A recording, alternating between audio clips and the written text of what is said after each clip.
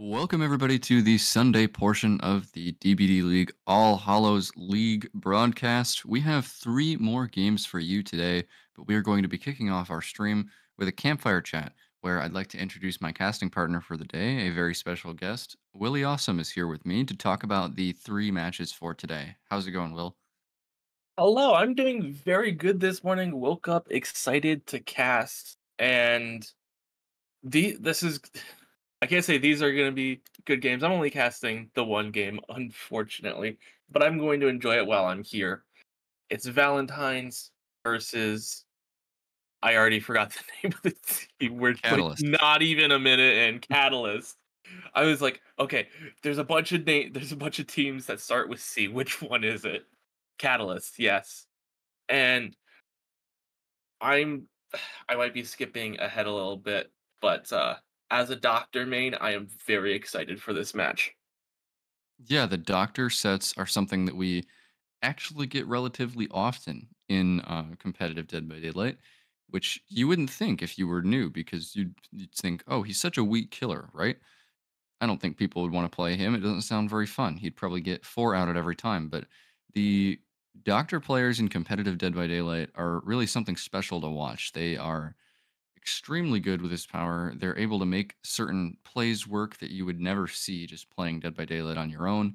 And then the survivors as well are so good at body blocking. The doctor sets are really a difficult skill check for maybe our newer teams, in my opinion.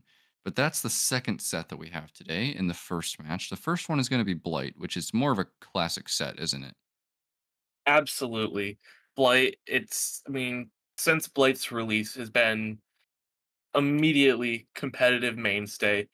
We see it all the time. Teams know how to play as and against it, and it's one of those mechanically demanding killers that requires a lot of coordination from the survivor side as well, because you do have that insane movement both in chase and for map pressure. And I don't know too much about Catalyst, but I do remember watching Valentines in the Weekend Cup where they performed really well, got second place there, and I'm excited to see what they have to offer here in this match.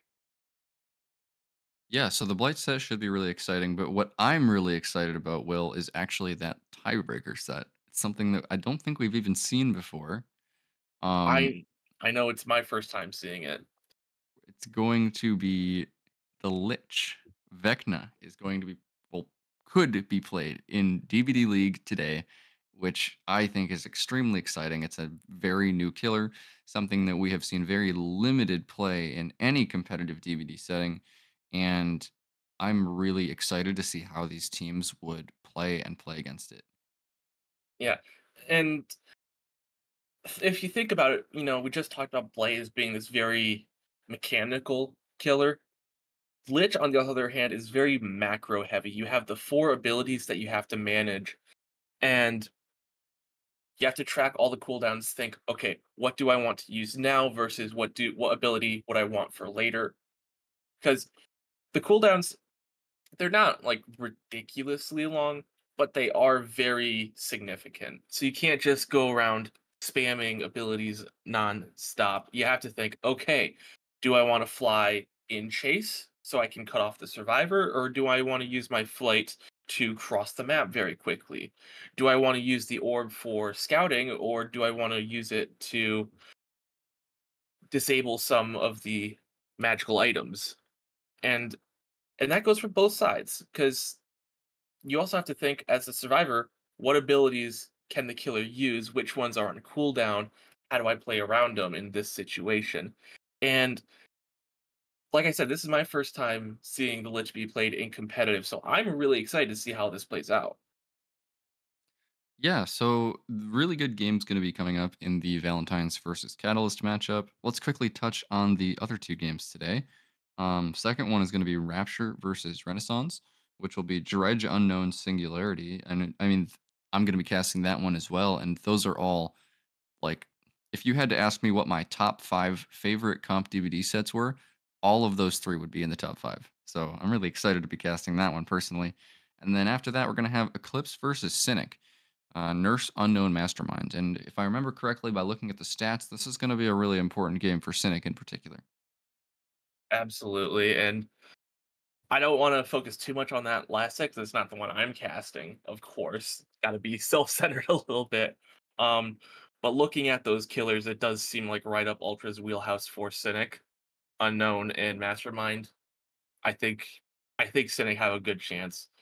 But, you know, I want to focus on the teams in this upcoming match because this match is actually I think it's the most important one of the day in that both of these teams are fighting to stay in the running to qualify to the playoffs. Both of these teams are 0-1. The loser of this match is basically out of it. And the winner, they still have to win another match, but the loser here is barring some weird tiebreaker nonsense rock paper scissors stuff. The loser is out of it. Okay, So so I'm what you're saying is this might as well be an elimination match in a tournament bracket. So yeah, it might as well be. in that case, let's get your prediction, Will. What do you think is going to happen here? It's it It's really hard to say because while I did see Valentines in the Weekend Cup, I didn't get to see all of the games. And I don't really know a whole lot about Catalyst or their players. So it's a bit of a difficult prediction for me because I don't have all of the information I would like. That said, I'm going to go with Valentines. They chose Doctor, and Doctor doesn't lie. I don't know. I'm, I'm coming up with some jank logic here. I'm excited for this match, though. It's going to be personal fate. I think these are going to be a lot of my personal favorite killers. Doctor, obviously. Lich, macro heavy. I like that. And based on what I did see from Valentine's, it does seem they are good at that macro game. Yeah, and I mean, when you have a match that seems like it's going to be this close, sometimes what your prediction comes from is maybe seeming irrational to other people. So I can't blame you at all for that. Um, so if we think about it, we got it's Valentine's versus Catalyst, Blight, Doctor, Lich. So see, I'm going to predict a 2-1 in favor of Catalyst because I want to see Vecna. I really want to see Vecna played. I can't wait to see it, and this is going to be such a close match. So looks like we have all of the players ready in the lobby now. Just waiting on some final preparations here. But I guess going forward in this campfire chat, let's talk about the let's talk about like the first picks in these sets. So Blight as the first pick for this set, I think that kind of suggests that this team has a very good Blight player. They want to play sort of the classics, S tier sets. I think there's kind of a trend in competitive DBD. Maybe would you say, Will, where it's kind of like the older gen comp players really like to play the S tier sets, and the newer gen teams kind of like to play other sets that might be seen as weird for the old gen players, and that kind of allows them to get maybe an advantage off of something that's weird and unplayed before. But it looks like actually we're going into the game now, so maybe I won't finish that thought. No, I mean, I actually like that thought because it's a good one to go off of. And I think the big reason for that is, when you're practicing those S tiers, they have the highest potential on the killer side, and you have to be playing really well on the survivor side to be able to mitigate that. So it comes down to the survivor matchup, and if you aren't at the absolute top of the game, then you are going to get destroyed. And it also becomes that the small advantages, one way or another, become really important. Whereas maybe not as experienced competitive teams will pick those lesser known killers because there's more room for error. And just like that, we are into it. Phase playing the Blight for Catalyst against these survivors of Valentines, and already we see scratch marks, and already we're in chase. Yeah, really fast first chase found for FaZe here. He's going to be taking chase onto Edward on the Gabriel here at this rock pillar pallet. Going to opt to just break that pallet and see if he can find a hit here. He's going to do a nice little V1 tech around the rock, but nice pallets done there from Edward. Going to call that play out from the Blight. He's going to have to use rushes again. Still kind of seems to want the Gabriel here. He's finally going to find the first hit. 4 rushes used, that is, but Blood Favor is going to activate off of that. Edward knows that he needs to hold W and find some other pallet outside the Blood Favor radius, but he is just down, Will. This Blood Favor build, so incredibly strong, and we've been seeing it in nearly every game of All Hallows League for good reason. Absolutely. That was a very early down. Not as early as some other Blights, but there is, I'm blinking for Grim Embrace. I remember seeing it, I'm like, that, I know it's not Dead Man's Switch, it's something else. And searching the locker, trying to find someone. Already, Generator gets completed. And, you know, all in all, I think that's a good start for the Valentines. You know, first chase, got a lot of progress on the Generators, went decently long for a Blight chase, and in the end managed to finish the Generator, and right now, missing the pallet, so Kobe's going to be able to play around a little more. Got the blind, tries to go for the chain blind. He's going to be playing around this pallet outside of the main. Got the rush coming in, attempted crouch tech, and not going to be able to get a whole lot of distance. That pallet did get blocked. Luckily, this one is still available to be used, so now it's just going to be the 50-50, and it's going to be the 50-50. Yeah, a little bit more time being bought there by Kobe, who actually, Blood Favor deliberately does not work on dropped pallets. So Kobe was able to have a little bit more of a place to run there. And I want to point out the whole flashlight clicking thing that he was doing there. You guys at home might think that maybe he was trolling there, losing distance by trying to blind the Blight. But actually, he was transitioning between the 2 pallets and trying to prevent the Blight from activating his power. So a little bit of a heads up play there from our Claudette, as FaZe now looking for his next chase in the middle of the map here. He's got 2 hooks, 1 fresh hook on each survivor that he has found. Going to be rushing towards the top side of the map now, looking for something. Going back to the hook, not going to find anything just yet. Uses 3 rushes there, and it looks like he's going to be wanting to protect these topside generators, simply because that's where his hook is right now. Yeah, and it is worth mentioning, this is Suffocation Pit. It's notorious for those 3 gens, and honestly, I'm happy to see this one. I remember Blight sets way back in the day on this map were really fun. That middle section is so powerful for chases. And while, yes, there's a lot of bounce spots for the Blight, there's also a lot to work with for the survivors, and we do have someone coming in for the save. This is going to be 2d30, taking the hit. It's going to be a 1-for-1. But the save does come through before Kobe goes second. And this is the 3rd fresh hook of the game. And on the one hand, it's good for your win condition. On the other hand, 3 hooks, you could have had a survivor out of the game. Yeah, you gotta wonder why the Blight is not tunneling here, because that was actually a really good play for the survivors. Because the person who 1-for-1 there as Ace goes down the distance, the person who 1-for-1 there is actually the Unbreakable Deliverance survivor. So that play is going to be a little bit diminished now because FaZe has found his 4th stack of Grim Embrace, which is going to block all generators for upwards of 40 seconds and reveal the aura of the Obsession. Now let's see if this guy knows he's revealed here. Edward is going to take a hit around the corner from the aura reading on Grim Embrace. You know, we've actually seen quite a few survivors in these All Hallows League games not know that they're going to be revealed from the 4th stack of Grim Embrace. So, unfortunate there. Gabriel's going to take a hit. Another set of rushes coming in on the mid-map. Nice little flick there. Not going to land, though. Good chase by Kobe. He's going to be going back around the window side of the tile. Gaining it into the 4-lane even. Makes the window and continue chasing here. First rush comes in. 2nd rush is on the 4-lane pallet now. A nice play there from our Claudette. Going to dodge out on those rushes once again. And he makes it back to this Macmillan variant tile, which still has the pallet, might I add. Yeah, and that was a great game, like you said. And, you know, going back to your point about Grim Embrace, I think it is because it is such a... Oh my god, that is not what you want. Is there undecisive? Nope. No, you really don't want to get caught out of position there against the Blight, especially when you're injured and especially when you're the Deliverance survivor. Deliverance can be kind of a double-edged sword. Like, you think you're going to use Deliverance, and it's going to take all this pressure off your team, and you're going to be all good to go. But sometimes the killer just comes back and kills you because you're broken.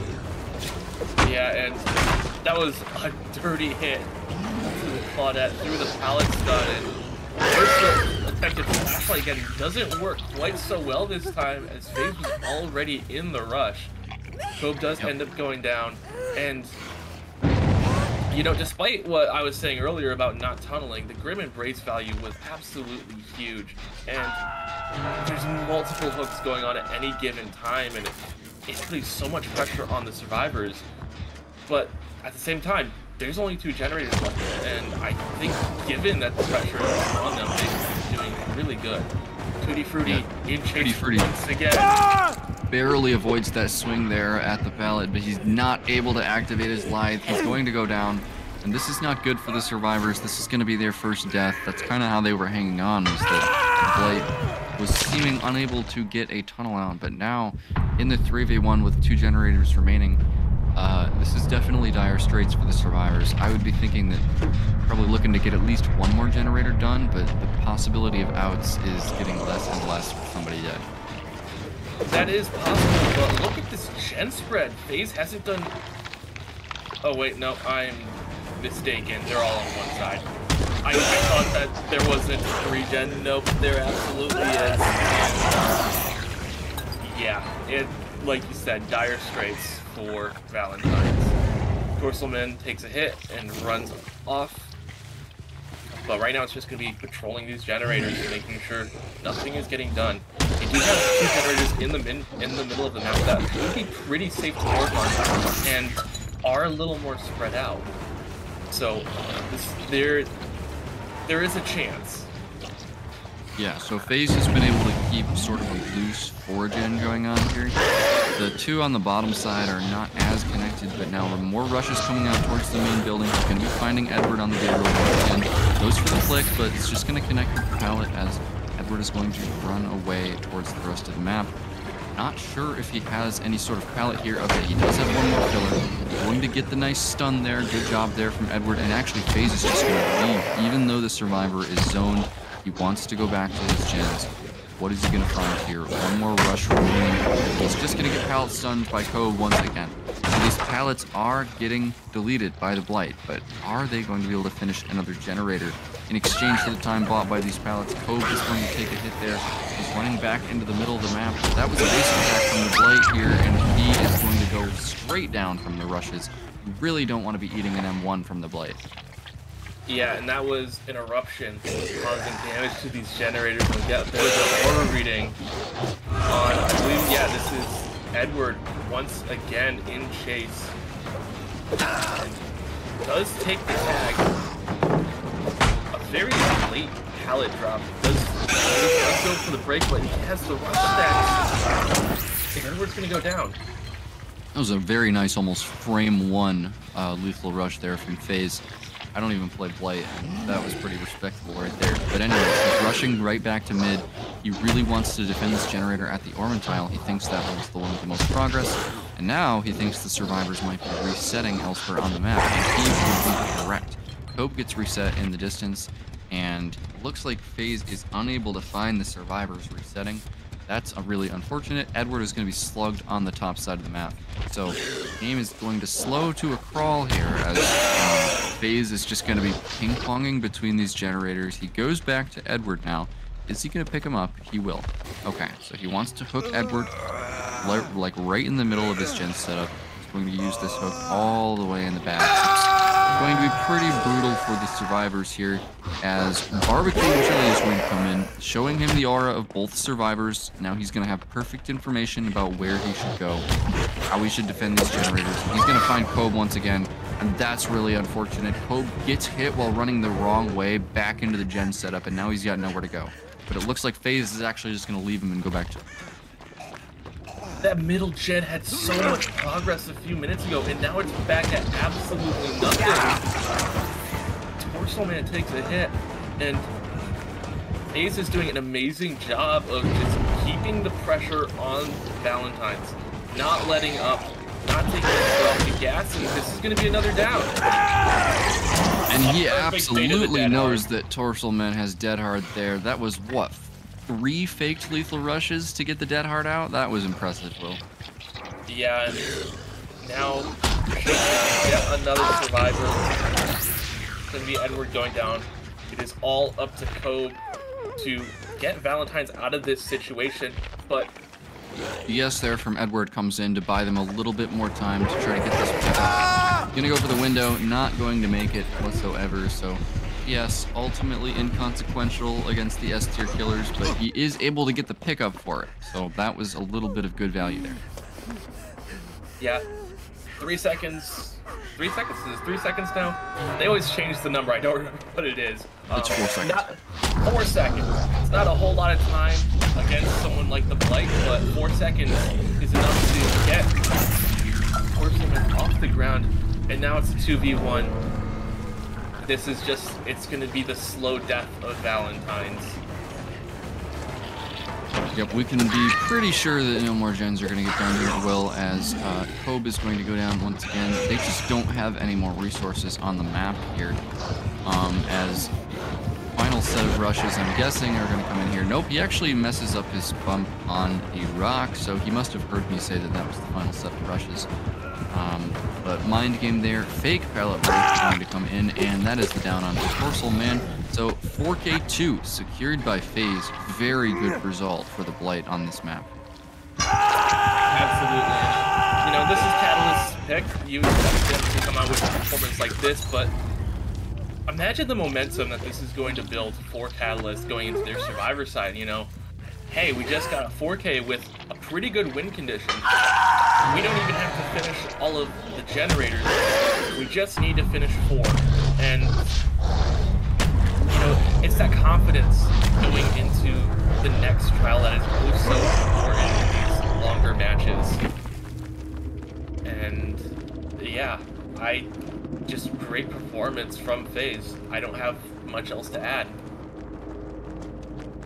Yeah, so after that performance on the Blight from FaZe, getting Catalyst off to a really good start, we're going to be going to a short break where we flip the sides, and we're going to have to see how Valentines do on the Blight. They're going to be able to win this series and go up 1-0. We'll see on whose side that's going to be after a quick break. Hello everyone, and welcome back to the Valentines versus Catalyst. We have Scroller on the killer for Valentines against the survivors of Catalyst, and ooh, okay, we have the Blood Favor Undying combo, and Undying gets some aura revealing value. And I mean, aside from that, the builds are exactly identical. Not quite able to get the lethal rush off in time, but Scroller is just going to change directions, go for this other survivor. He is going to make a good connection there. Blood Favor now in effect, and Ballet has to get to the killer shack and hope that that shack pallet is not in range of the Blood Favor. It is not used early on, and that could come to bite survivors later on. You see a lot of generators on that main building side of the map. Blood pallet gets thrown. The longer this chase goes, the better it is for Catalyst. The second set of rushes going to be coming out here, and actually it looks like the survivor has run all the way down into the basement. Interesting strategy, but you know what, I actually like it. He's wasting so much time here in the corner. He knew that he didn't really have any pallets connecting to Shack, so if he were to try to run away from Shack, he would only be bringing the killer closer to his teammates. So really good heads-up play there from Palais, and I mean, it might not make a lot of sense at home, but I hope I've just explained it to you guys. First gen is going to pop in the distance for the survivors of Catalyst, and it looks like, not sure who is going to be angling for the save on Palais, but they do have another generator with pretty decent progress. Yeah, it looks like Scroller wants to defend the shack side of the map, but You don't have generators on the shack side of the map. They're all on the main building side. It does look like we have Manu in the mid map trying to maybe look for the save. Not 100% sure. Oh, I just saw something. It's the Deli curse. Another generator. Looks like Pele is just going to be sitting on hook here, and given the positions of the generators, I don't actually blame them at all for leaving him on the hook. They want to get as many of these generators done as possible, secure a very good split on the map to kind of work against what the Blight is trying to do here. And yeah, they are just going to move from generator to generator as Pele goes to second stage. So very unfortunate for him, but very good for his team. Absolutely. I mean, when your condition is finish 4 generators, you know, Stroller can't defend a 3-gen and win. You have to defend 4 of them at bare minimum. We are in a chase on this main building side. Stroller did end up bouncing all the way across the map. We're going to see if Pally actually gets off the hook. Now, and it looks like this could be the case. Manu was able to get in and get the save before Pally stayed on hook. And for the people play to make sure that we don't immediately go into a 3v1. Yeah, and he's going to take the hit on the healthy, now healthy Pele. And before the people survivor is just going to be staying in the basement. That is a free down there, and he's just choosing to ignore it and go for Pele instead. I mean, at this rate, you might have to, but missing the bounce like that's not good. Pele's going to get a lot of distance. There isn't anything to work with, but you are going to die in the corner and waste even more time.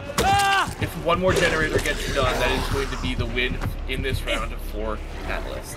Yeah, really unfortunate. There are just 2 dead zones next to the shack here for these survivors. You would have liked Pele to have a little bit of a longer run there, but there was just nothing near shack.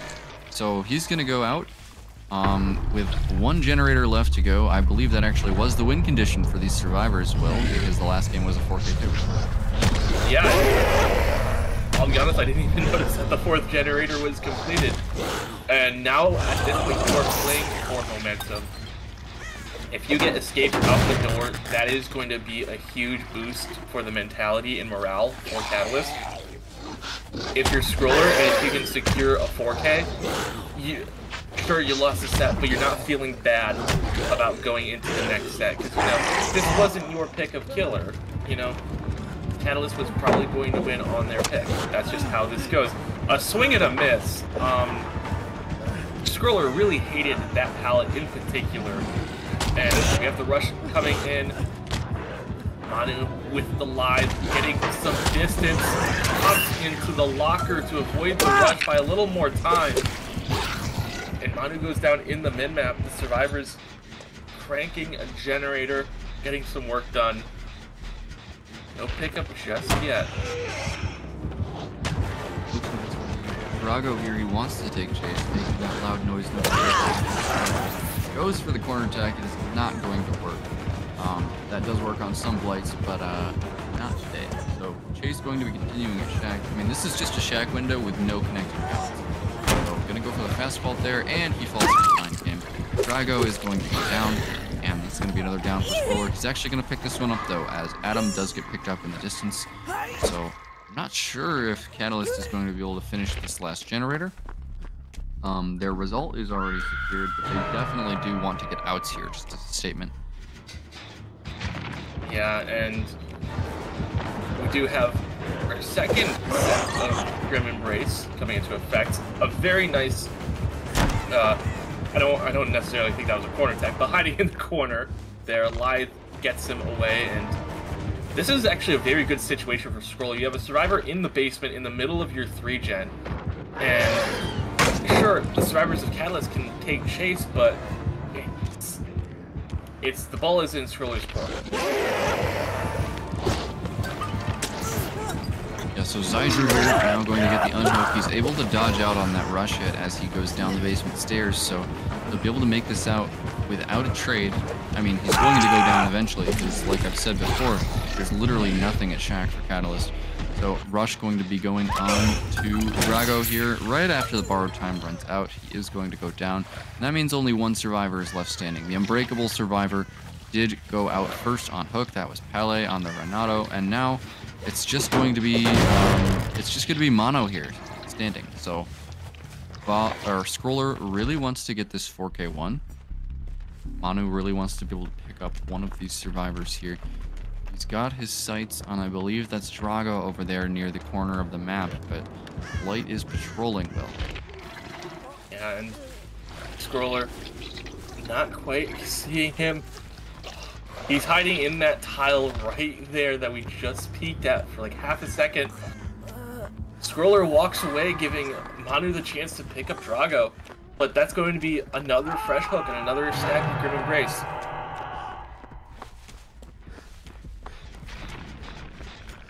So 3 stacks of Grim Embrace now for Scroller, as we have an injured Meg here in the middle of the map. And our reading here onto our Adam, that was from Undying, not from Grim Embrace, because Grim Embrace is only at 3 stacks. But it looks like he's just going to be patrolling this hook on the bottom side of the map. He does not want anyone to get that unhook, or do these generators for that matter. It seems like he's done very well to hold a tight regen on the bottom side of the map, even though that was not at all his win condition. So unhook is going to come in from Zydru, and he's going to get a nice flick there onto Mono. Eruption coming out on that generator over by the 4 lane. He's going to lose Adam because he has tenacity. Very underrated perk here in competitive DBD, but going to be the next hook coming in onto Manu here, as I mean, like we said before, the result is already secured, but Scroller really wanting to play for pride here and get a good result. Yeah, and it's not entirely for pride. The momentum is important. Not as much in these first to 2. Like in a first to 4, momentum can be really important, and it's just generally a good thing to focus on. And I don't know why I brought up the first to 4, but we do have a chase here at the shack. I mentioned it earlier, but throwing that shack pallet early did come to bite Catalyst in the butt later on. Drago goes down once again, and Scroller should be able to secure another basement hook as Manu gets reset.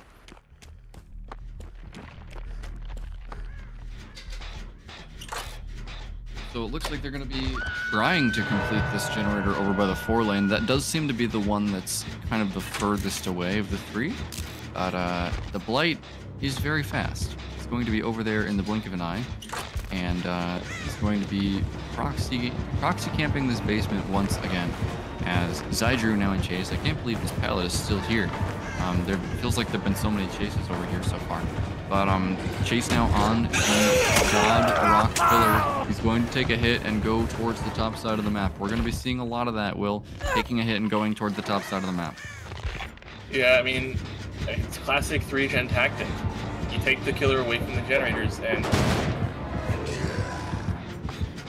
Manu not even going to get chased for a second, but Zydru's injured and he's the one who has to go for the save right now. He's at shack. That's saving a sprint burst there, but he's not going to be able to find the opening. Very unfortunate for him there. He was really hoping that Scroller would like rush into the shack and go for a swing, but he didn't. He just stayed at the door, so he would have died if he went for that unhook. Really unfortunate. Drago is going to die on the hook. We're going to be in a 2v1. Yeah, and it's unfortunate that you chased there because maybe have gone for the hook. Now Zydru is down and you have Aura reading on Manu. It is all falling apart for Catalyst at the very end. Despite the win, it is still going to be a 4K1 eventually, assuming nothing crazy happens. But now we have this whole top side for a chase. There hasn't really been a major chase here the entire game, so all of these pallets are still here. Yeah, unable to connect the rushes through the main building there, especially when none of the breakable doors are broken. But he's actually going to leave that strong main building and go over to this filler pallet instead. Going to not get the swing there. Good pallets done there by Manu. But the rushes are back up, so 1, 2, 3, 4, and I'm not sure what he was doing there, Will. He just kind of kept hitting his head into the cart and not going to get the rush kill there.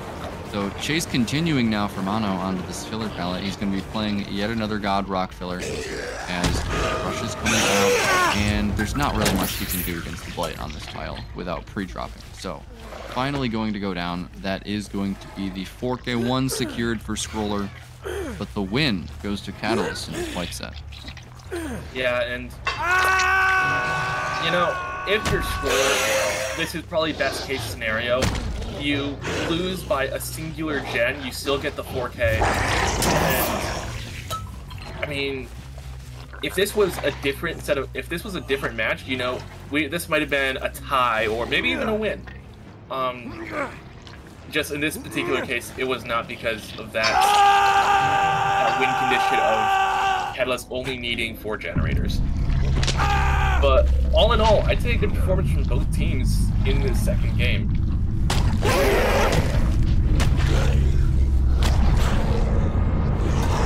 Yeah, so Catalyst is going to have the momentum going into this Doctor set, which was not their pick. Which, I mean, that's going to be good for them. They might not be as confident on the Doctor pick, but I know a lot of comp teams are, so Doctor pick is going to be very interesting here. We're going to see if Valentines can bring back the momentum, tie this series up 1-1, and will we get to see the Lich, guys? So after a short break, we're going to be flipping to the Doctor set. Don't go anywhere.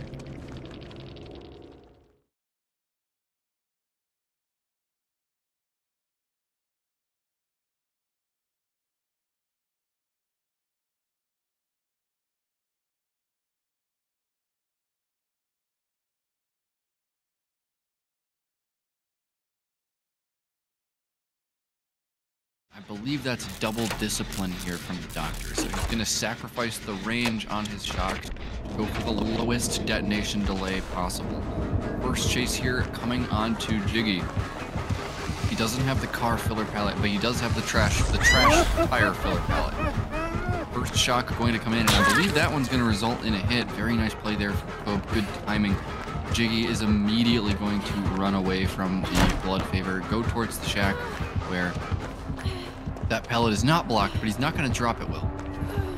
Yeah, and I mean, honestly, it's a good play because you have the lives, you don't want to be wasting that distance, and more importantly, you don't want to get stuck in shack. We do have the body block coming in from Pallet Loop, and just going to be sitting at the door, going to take the hit, and I just want to comment on this. I think I found my new favorite add-on combination for Doctor, because that was that is instant.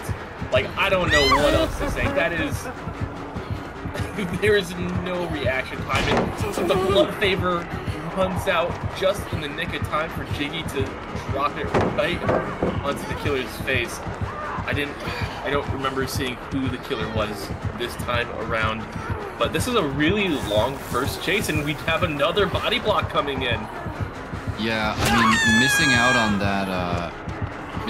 that hit at the Autohaven variant tile is really bad, as this chase is now going very long. He ate the pallet stun there as the Blood Favor went away, and that resulted in another body block coming in for Jiggy. And he has another decent pallet here. I mean, he got a really good first hit, but he just hasn't been able to secure the second one. Jiggy has been playing this really well, and he's going to even pull the W towards another filler pallet here. Doctor is going to be shocking him over and over, and I believe this is finally going to hit down, but that took a pretty long time. 2 generators were completed, and the third is almost done, I imagine. Not 100% sure about that third generator, but bye-bye Blood Favor. Very good that they're going to be able to get rid of Blood Favor there. I mean, that actually might be the ruin, you never know.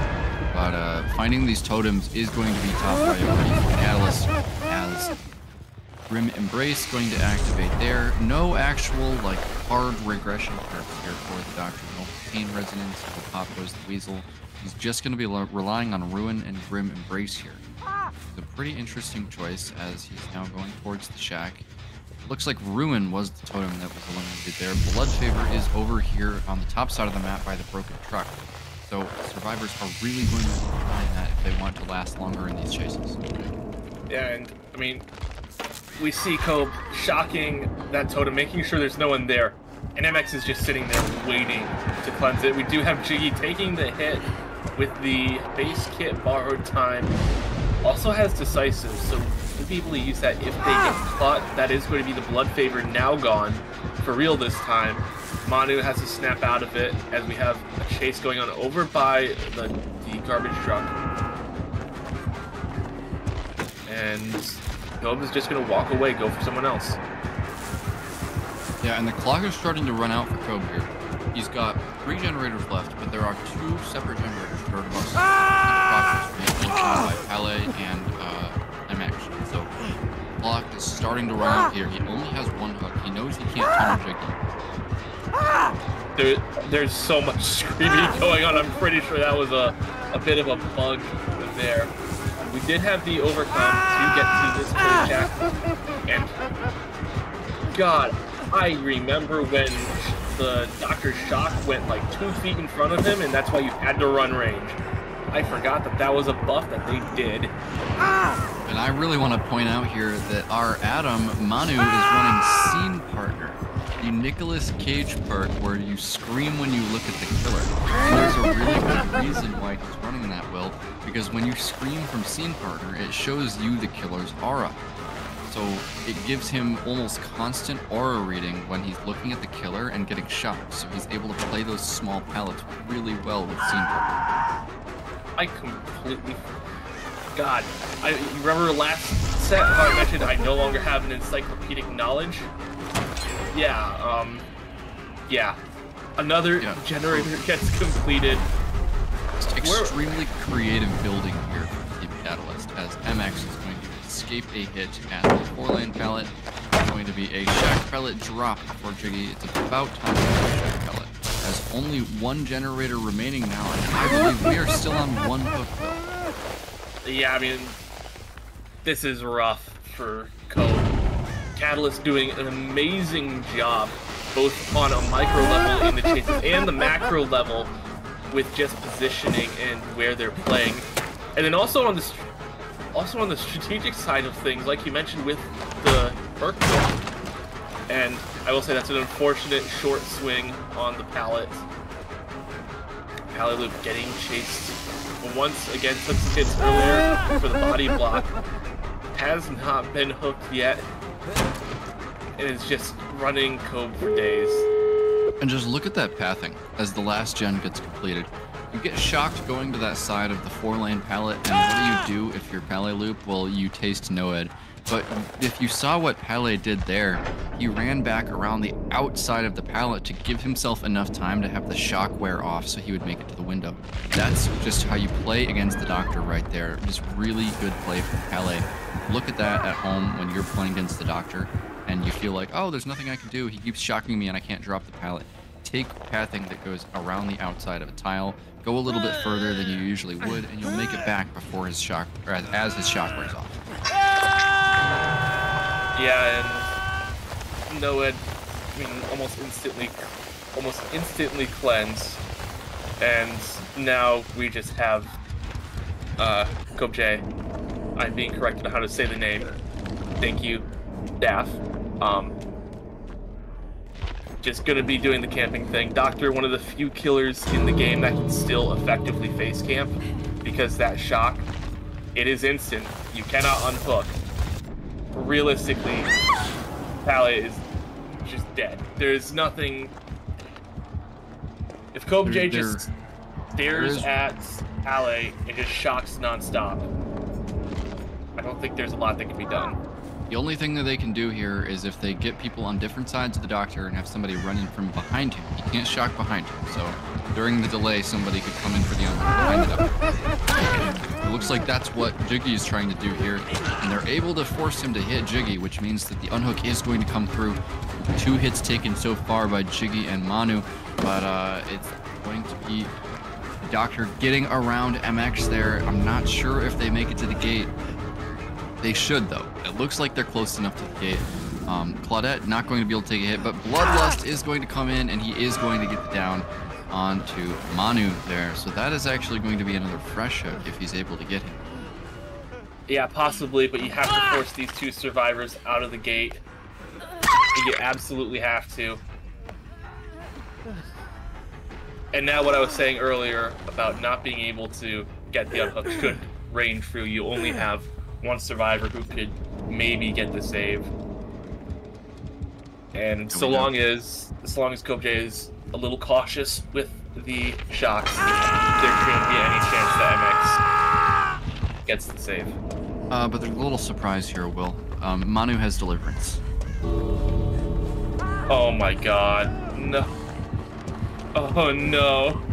And now the only chance Comes is for him to through. body block him inside the map, and I don't believe that is going to work. But he actually doesn't make it to the gate. So another hit is going to have to come through.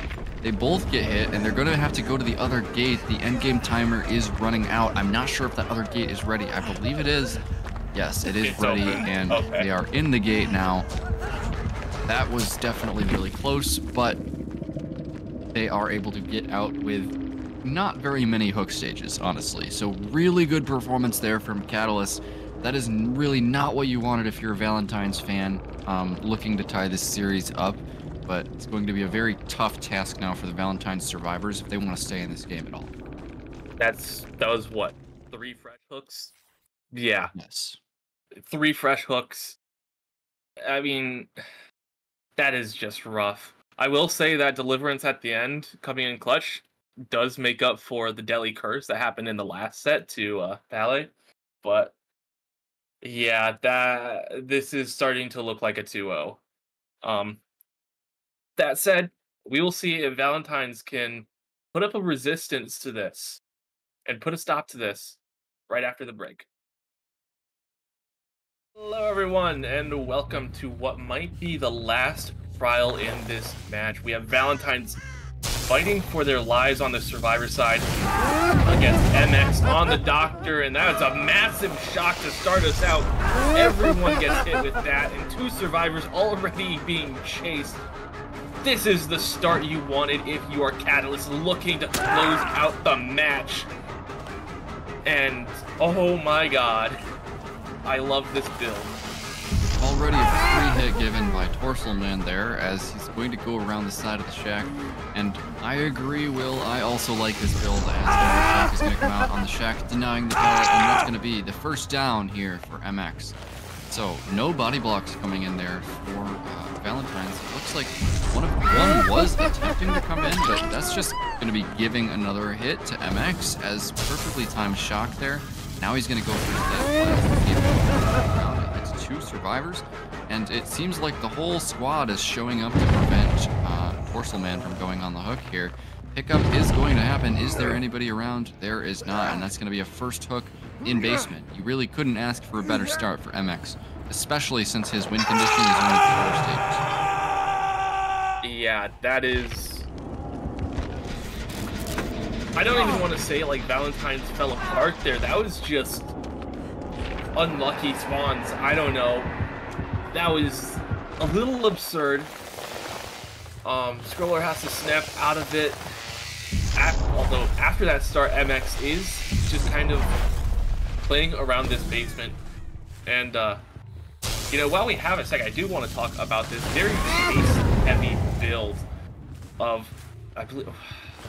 I always mix up the hurricanes for the alien chapter. I think that's Ultimate Weapon.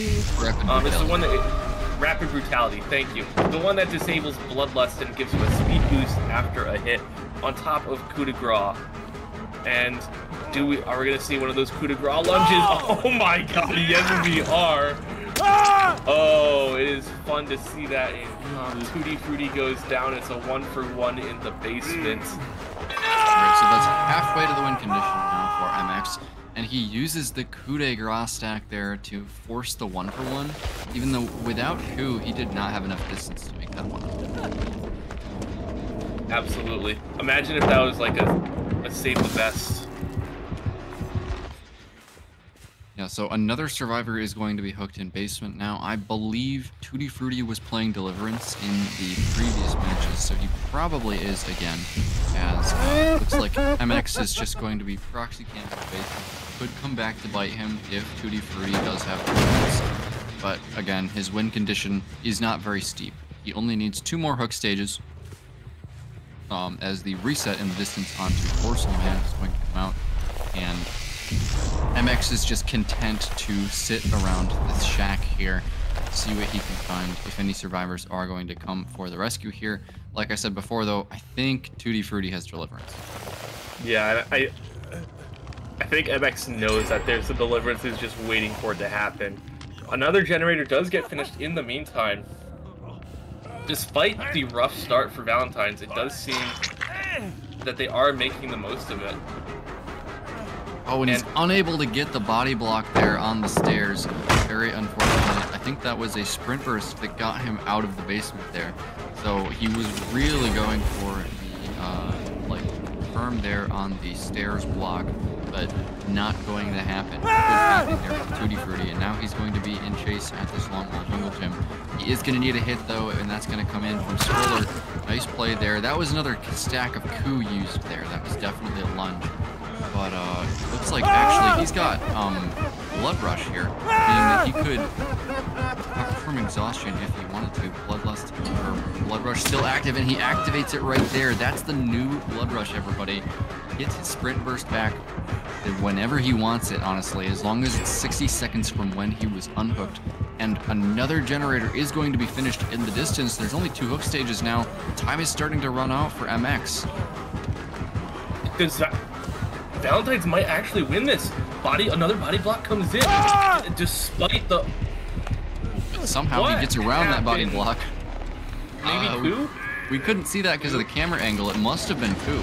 But the last gen is almost done here, Will, as Tutti Frutti is going to go up on the hook, and I believe that is 3 hooks, 2 fresh. He needs 1 more hook to win this here because the other killer had 3 hooks, 3 fresh. Yeah, 1 more hook stage, and that is going to be it. This is actually looking kind of winnable for Valentines. Despite that rough start, Tutti Frutti getting out of the basement as free as he was able to. That still actually just... There's still 1 more perk waiting in the wings, though. That's going to be Noed. They're going to have to find that Noed totem so fast if they want to meet this win condition here for the survivors. Nice fast vault there from KoJ, and he's going to make it further into the map, and I'm wondering if they're actually anticipating the Noed and not popping the gen and looking for totems. That might be the case. It could also just be a case of MX does have some decent pressure on these 2 generators, but either one is possible. I wouldn't doubt it. And this is a really dangerous game for Valentines to play here because the next hook that they give is the game over. Really nice play there from MX. He saw the red light from the discipline through the wall, and it was able to tell him which way the ace was going. So, chase now onto Dorsal Man. If he goes down here, I believe that is game over for Valentines. He's not going to be able to take a pallet. He needs somebody to take a hit for him, and it looks like Dwight is here. Nice hit there, taken by Tutti Frutti. He is dead on hook, but it doesn't really matter. Injured survivor being chased with Noed, but they're running towards the totem. Oh no, there's no way for them to know that. Dead hard. Very nice job there on the pallet gym, but he accidentally runs to the totem. There's no way for the survivors to know that the totem is actually going to spawn there, and that's going to be the down on KoJ. So unlucky for the Valentines. They were so close, Will. They were so close, yet so far. And that is going to be the win condition for Catalyst. Holy crap, that was a little ridiculous. After that start, I didn't think Valentine had a chance. But then Tutti Frutti, Deliverance, Sprint Burst, gets out of the basement, and MX lost basically all of the pressure he had. And it was off of that these survivors were able to finish the generators and get out. MX's build didn't have any sort of gen regression in it. You had the Grim Embrace, and that was it. It does look like KoJ is just going to be left to die. Maybe we do have a reset happening. Yeah, and I mean, there's no reason for them not to save KoJ here, even though the game is over. They are just going to leave here because the game is over, and it's going to be the 3 out for the Valentines. They were so close here. I mean, it would have been really hard still. They would have had to like not give a single down even with Noed, but they put up a really good fight here. the series is going to go over to Catalyst and in a 2-0 fashion. So great job to Catalyst, but I think the Valentines can be proud of how well they fought here. Both of the games were quite close. Yeah, I mean, I imagine if the Noed had gotten cleansed before the Ace ran over there, maybe we could have seen a different story. Maybe there would have been a body block into the doors open into another body block, and the next thing you know, we're going to the Lich, which I'm still disappointed. I'm a little disappointed that we don't get to see Lich. I haven't seen a Lich game still, but that was probably one of my favorite games of the event so far.